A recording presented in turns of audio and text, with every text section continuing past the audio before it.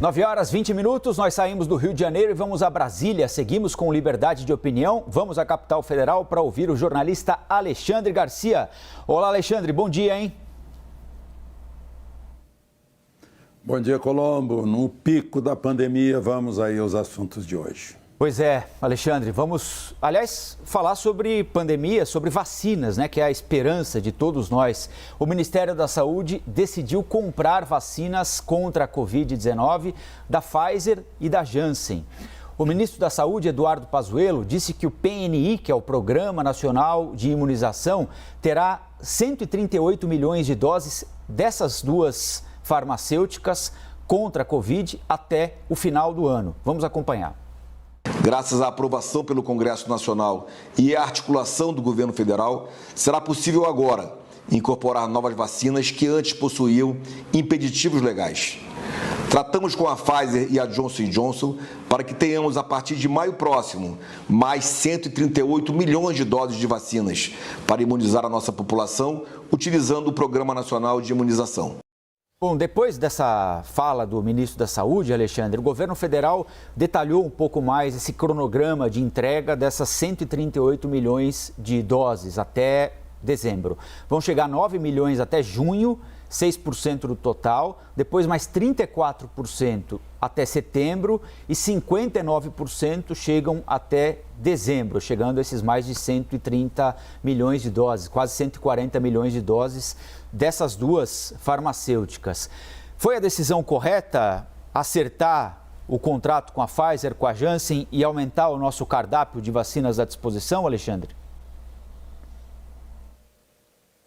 Sim, depois que passou o projeto de lei na Câmara e no Senado, dizendo que a União, os estados e municípios são os responsáveis por eventuais indenizações decorrentes dessa vacina, porque havia uma imposição contratual da Pfizer, por exemplo, que a Pfizer não assume os riscos, quem tem que assumir é o Estado brasileiro.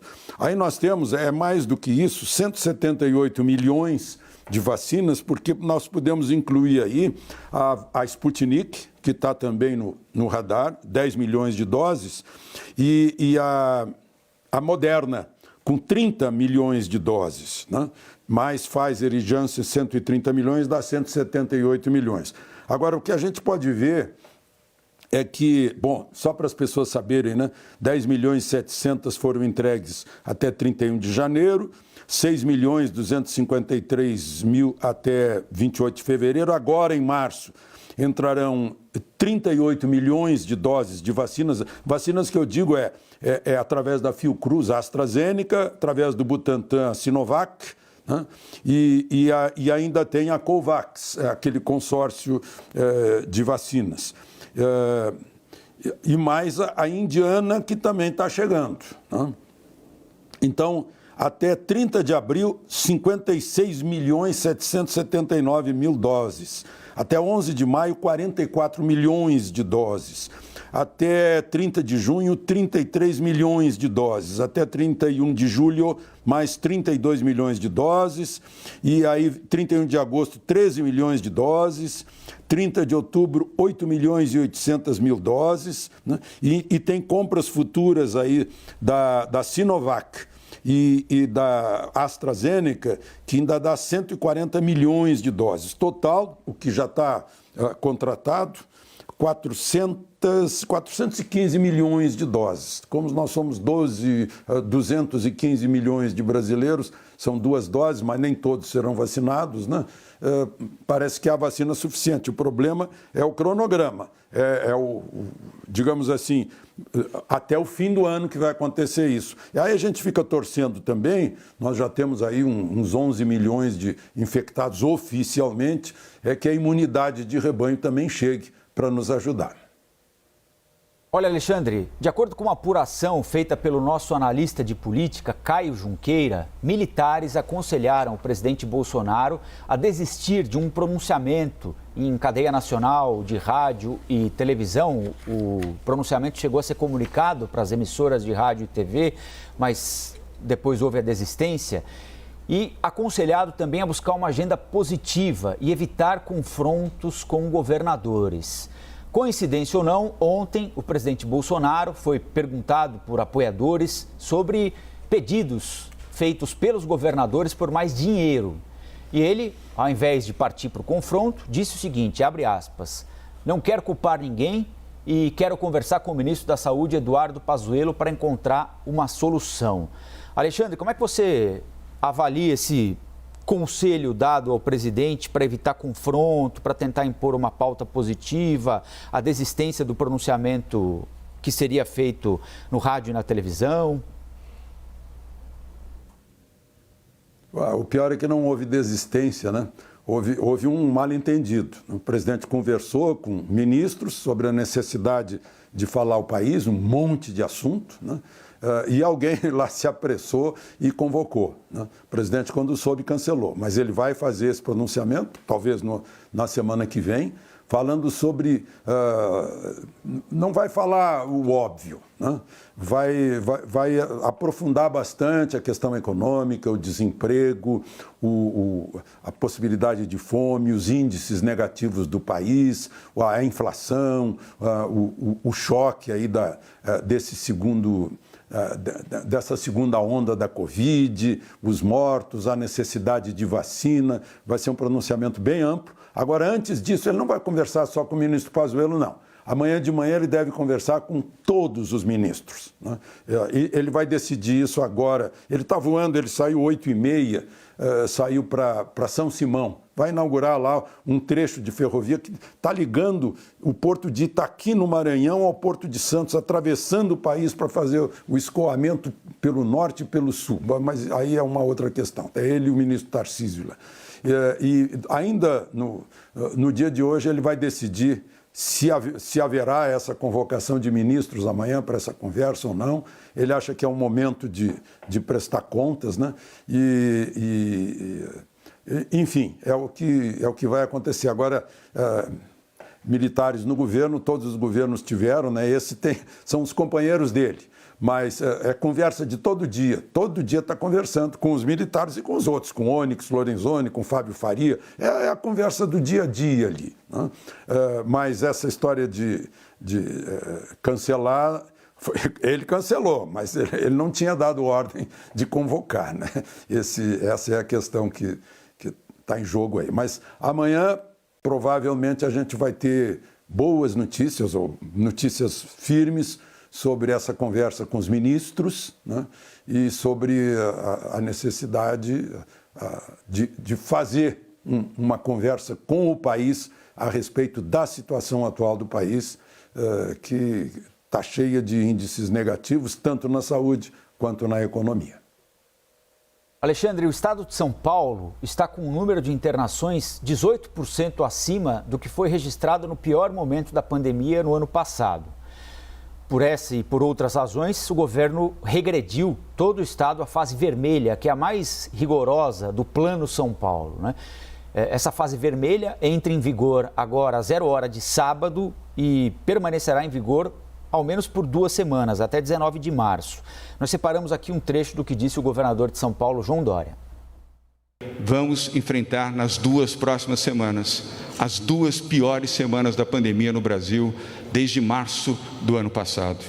Por esses motivos, esses tristes motivos, nós estamos atendendo a recomendação do Centro de Contingência e reclassificando todo o estado de São Paulo para a fase vermelha. Bom, estava lembrando agora com o Sidney, Alexandre, para eventualmente quem não é de São Paulo, não tem a familiaridade com o Plano São Paulo, né? Basicamente vão ficar abertos só os serviços essenciais, mesmo assim padaria, restaurante, só pode ir pegar o alimento, não pode consumir lá dentro, ficam abertos farmácias, postos de combustíveis, clínicas veterinárias, todo o serviço de saúde, o restante todo fecha, shopping, parque, comércio considerado não essencial fecha também. É a decisão correta a ser tomada nesse momento? Havia algum outro caminho a ser trilhado pelo governo de São Paulo, Alexandre? Bom, como você disse, né, quem está fora de São Paulo não está sentindo ali. Como ficou muito marcado, Colombo, o que você disse ontem, você está lá no ônibus, né? Isso aí é uma forma de estar perto do povo, isso é uma coisa maravilhosa, né? Mas como eu estou longe de São Paulo, eu não consigo perceber isso. Agora eu vi aí o governador Dória, a propósito, né, só para abrir um parênteses, o presidente decidiu não responder ao que falou ontem o governador Dória, que meio partiu assim para a ofensa, ele decidiu não botar mais lenha na fogueira, né, por causa do momento. Mas, enfim, esse momento, já que eu estou distante, eu gostaria de falar outra coisa sobre as UTIs. Né? Porque a gente fica muito focado na Covid e esquece que UTI recebe gente com todas as doenças. Né? As UTIs não estão cheias de Covid. As UTIs também recebem pessoas... O motoqueiro que caiu de moto, né? O sujeito que encheu a cara e foi dirigir e enfiou a cara no poste, né? O atropelado, né? A pessoa que está com uma doença agravada. Né? Então, isso é uma outra questão que é bom a gente avisar as pessoas que estão dirigindo.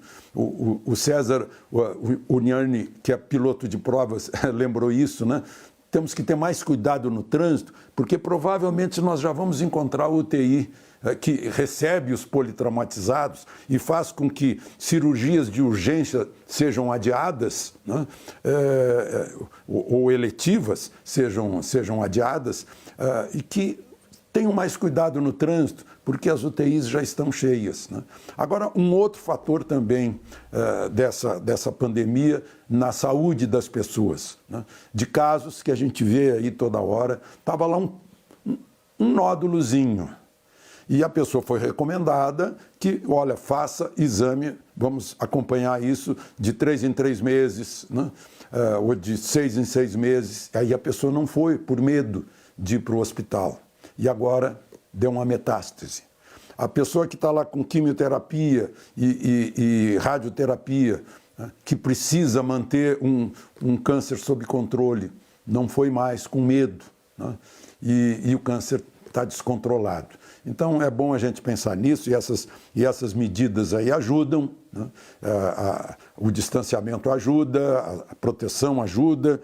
Agora, eu aprendi ontem com o Ministério Público, com o chefe do Ministério Público de Goiás, a ler o artigo 198 da Constituição, que fala da saúde, na seção da saúde, que diz que as ações de serviços públicos e de saúde precisam ter, a linha 2, atendimento integral com prioridade para as atividades preventivas. Então também tem essa história de receber a pessoa e mandar para casa até sentir falta de ar, que é um absurdo, é um crime. Então, todas as medidas são necessárias de prevenção. Eu estou longe de São Paulo, mas vejo aqui em Brasília, tenho o noticiário do país inteiro, medidas que deram certo em Búzios, que deram certo em Belém, né?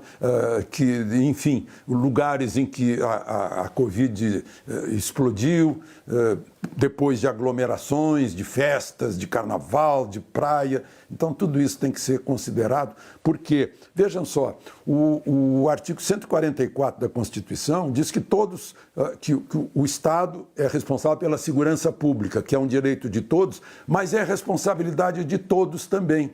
Mas na saúde, a Constituição não diz isso. Lá no 196, né, diz que a saúde é responsabilidade do Estado e direito de todos, e não fala que a responsabilidade também é nossa. Eu não sei se isso está nos induzindo a alguma coisa. Nós somos responsáveis, sim, pela nossa saúde e pela saúde dos outros. Bom, mesmo com essa regressão para a fase vermelha anunciada em São Paulo, Alexandre, escolas públicas e particulares podem abrir com regras bem específicas, né? Só podem estar nas salas de aula 35% da capacidade. Segundo o governo, a medida tem o objetivo de atender estudantes em situação de maior vulnerabilidade, aqueles que precisam se alimentar na escola ou que não têm equipamento, celular, internet, computador para acompanhar a aula pela internet. Foi a decisão correta manter as escolas abertas, mesmo que com toda essa restrição, só 35% dos alunos, Alexandre? Sim, porque se a saúde, se os serviços de saúde são uma atividade essencial, os serviços de ensino são também uma atividade essencial, porque o ensino é a saúde de um país, é a garantia de futuro de um país. O oposto, escola fechada, é o futuro fechado. Fora do ensino não há salvação. Para rimar, fora da educação não há salvação. Mas eu prefiro tratar de ensino na escola porque a educação é em casa. Então, eu acho que sim, tem que abrir escola, porque é essencial. Eu sei que o país vizinho aqui, o Uruguai, por exemplo, fechou escola. Abriu tudo e fechou escola. Mas o Uruguai tem um sistema de educação muito avançado, em que os pais substituem os professores. Quando falta a escola, os pais ensinam em casa. Eu já vi isso, eu sou filho de uruguaio, sei disso, vejo isso, às vezes que estou lá. As pessoas mais humildes. A escola fechou, o professor não veio, mas estão ensinando em casa. Então, eu vejo muito pai aqui em Brasília ensinando em casa.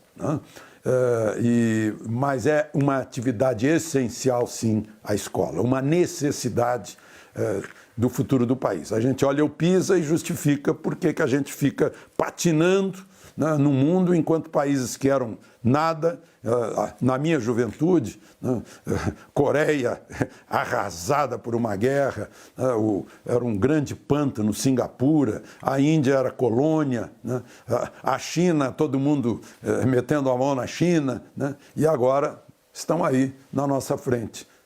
Qual a diferença? O ensino, educação, conhecimento.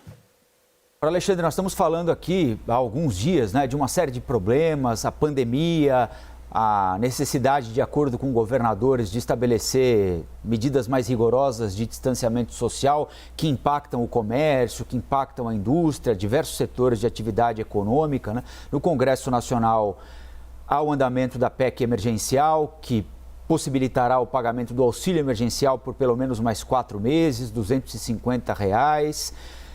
Como é que a gente pode, neste momento tenso também, mais uma vez, não é, Alexandre, com o fechamento do comércio, com muita gente doente, muita gente com medo de ficar doente, com problemas fiscais a serem resolvidos, ao mesmo tempo que o governo vai precisar gastar mais com o auxílio emergencial, o que a gente tem de fazer para blindar a nossa economia, Alexandre, e tentar garantir o mínimo de evolução nesse ano aqui? Olha, a gente já fez muito, né? Você vê que o FMI, eu comentei isso ontem aqui rapidamente, previa uma queda do nosso PIB em 8%, 9%, e caímos à metade disso. Quer dizer, foi o esforço do brasileiro. A gente não diz que o brasileiro é criativo, né? E o brasileiro está sendo criativo. Vejam só, uma atividade que é menos atingida, o agro, foi quem segurou, né? Foi a única positiva, com mais 2% de crescimento do PIB. Não só segurou isso, como segurou principalmente a nossa segurança alimentar, né? Mas é uma atividade que está ao ar livre, está mais ampla, teoricamente, né? Porque o agro moderno hoje, na verdade, é uma indústria de alimentos que usa a terra como plataforma, digamos, e faz milagres de produtividade, né? Tanto isso e a pecuária. Eu acho que temos que encontrar, tem muita gente que encontrou o trabalho doméstico, trabalho em casa, né? Muita gente que o restaurante fechou, mas está fornecendo comida. É a criatividade, que conseguiu isso. Essa queda do PIB de 4% lá no governo Dilma caiu 7% em 2 anos e não tinha Covid, né? Não é esse o caso que nos atrapalha. Nos atrapalha é fechamento, né? O presidente vai falar e provavelmente terá alguma novidade a respeito disso, alguma luz a mais em tudo que as empresas privadas, sejam elas de serviços industriais ou agropecuárias, estão fazendo. Estão buscando a sobrevivência, é uma questão de sobrevivência, né? E as pessoas que são mais pobres, essas precisam de ajuda e precisam ser estimuladas a encontrar saídas, porque não dá para passar fome, né? E aí, 62 votos no Senado, aprovando já em caráter emergencial essa PEC emergencial, né? O Congresso está fazendo a sua parte. Tanto que a própria compra da vacina da Pfizer foi uma decisão foi uma iniciativa do Senado, né? Essas conversas com o presidente da República, entre os presidentes da Câmara e do Senado, têm resultado nisso, né? Buscando saídas para que nós, né, um país com esse potencial gigantesco de riqueza, não fique para trás, né? Então temos que usar a cabeça. Alexandre, bom ouvi-lo mais uma vez, um abraço e nós voltamos a conversar amanhã, combinado? Obrigado, Colombo, até amanhã e aproveitem o dia.